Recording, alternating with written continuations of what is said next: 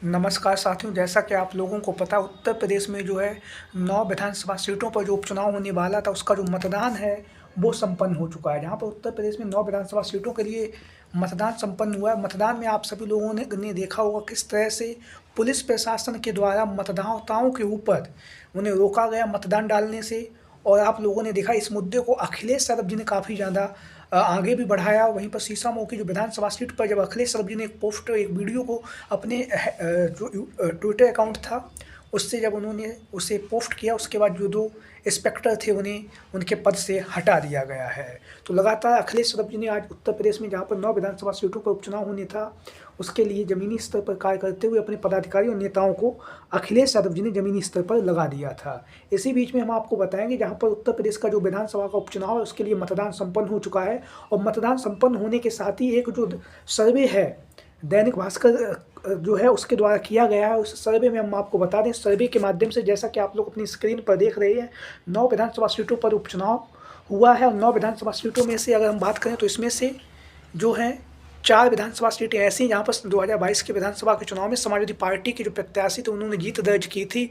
और वहीं पर 3 विधानसभा सीटें ऐसी हैं जहाँ पर भारतीय जनता पार्टी के जो प्रत्याशी जीते थे। वहीं पर एक विधानसभा सीट ऐसी है मीरापुर की विधानसभा सीट, जहाँ से जो है भारतीय जनता पार्टी और आरएलडी के जो प्रत्याशी थे 2022 में समाजवादी पार्टी और आरएलडी का गठबंधन था, तो आरएलडी के जो प्रत्याशी थे चंदन चौहान ने जीत दर्ज की थी। अगर बात करें तो इनमें से 8 विधानसभा सीटें ऐसी हैं जहाँ पर जो सांसद हैं वह विधायक बन चुके, जो विधायक थे वह सांसद बन चुके हैं, तो उनके इस्तीफे से सीट खाली हुई है। वहीं पर शीशामऊ की जो विधानसभा सीट है वहाँ से समाजवादी पार्टी के जो विधायक थे इरफान सोलंकी जी, उनकी जो है सदस्यता वो खत्म हो चुकी है। और सदस्यता खत्म होने के बाद जो है विधानसभा का जो उपचुनाव हुआ।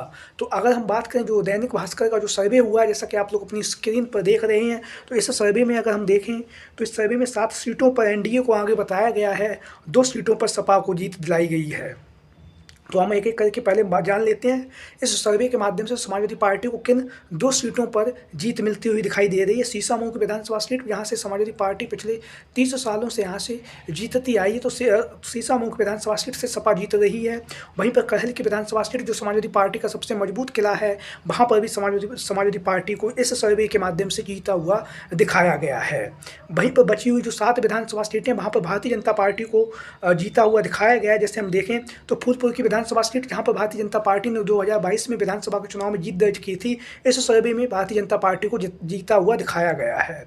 वहीं पर बात करेंगे कुंदरकी जो समाजवादी पार्टी का मजबूत किला रहा है, वहां पर भी भारतीय जनता पार्टी को जीता हुआ दिखाया जा रहा है। खैर की विधानसभा सीट, जहां पर भारतीय जनता पार्टी ने 2022 के विधानसभा के चुनाव में जीत दर्ज की थी, तो यहाँ से भी भारतीय जनता पार्टी को एक बार पुनः इस सर्वे के माध्यम से जीत मिलती हुई दिखाई दे रही है। वहीं पर बात करें जो है मीरपुर की विधानसभा सीट को लेकर, तो मीरापुर की विधानसभा सीट से जहां पर 2022 के विधानसभा के चुनाव में चंदन चौहान ने जीत दर्ज की थी, उनकी जो पार्टी थी रालोद ने जीत दर्ज की थी, तो मीरापुर की विधानसभा सीट से एक बार पुनः रालोद के खाते में दिखाई जा रही है।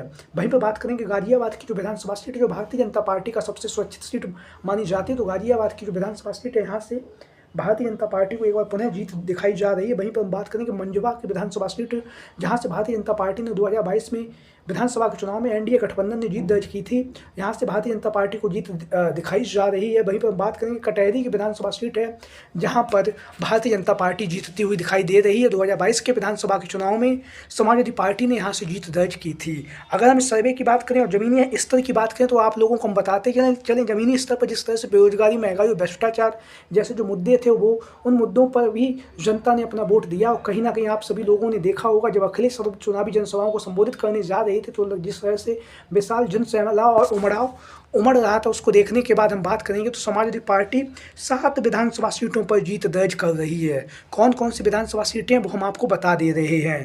तो एक जो विधानसभा सीट है शीशामऊ है, दूसरी करल है, तीसरी जो है फूलपुर की विधानसभा सीट से समाजवादी पार्टी जीतती हुई दिखाई दे रही है जाति समीकरण के हिसाब से। कुंदरकी की विधानसभा सीट से समाजवादी पार्टी यहाँ से जीतती हुई दिखाई दे रही, मुस्लिम बाहुल्य सीट है। वहीं पर हम बात करेंगे मीरापुर की विधानसभा सीट से सुम्बुल गाड़ा के चुनावी मैदान में उतरने से समाजवादी पार्टी यहाँ पर मजबूत स्थिति में दिखाई दे रही है। वहीं पर हम बात करेंगे कटहरी की विधानसभा सीट से लालजी वर्मा जी की जो पत्नी है शोभावती वर्मा के चुनावी मैदान में उतरने से जो है कटहरी की विधानसभा सीट जो है समाजवादी पार्टी जीतती हुई दिखाई दे रही है। मंजवा की विधानसभा सीट पर समाजवादी पार्टी यहाँ से कांटे की टक्कर दे रही है। गाजियाबाद की विधानसभा सीट पर कांटे की टक्कर दे रही है समाजवादी पार्टी, और खैर की विधानसभा सीट से भारतीय जनता पार्टी को कांटे की टक्कर जो है समाजवादी पार्टी दे रही है। इस तरह से अगर हम बात करें, जब 23 नवंबर को जब सर्वे का जब सच सामने आएगा तो समाजवादी पार्टी जो है 7 सीटों पर जीत दर्ज करेगी। लेकिन आप लोगों की क्या राय है, सभी साथी कमेंट बॉक्स के माध्यम से अपनी राय जरूर दें। और ये जो दैनिक भास्कर का जो सर्वे आया है, जो ऑनलाइन माध्यम से हमें प्राप्त हुआ है, यह सत्य है या नहीं सत्य है, इस बात की हम पुष्टि नहीं करते, लेकिन जिस तरह से ये सर्वे आया उसको लेकर हमने अपनी प्रतिक्रिया दी है। आप लोगों की जो भी राय हो सभी साथी कमेंट बॉक्स में अपनी राय जरूर दें। चैनल पर पहली बार आए तो चैनल को सब्सक्राइब करें, वीडियो को लाइक करें। जय हिंद, जय भारत।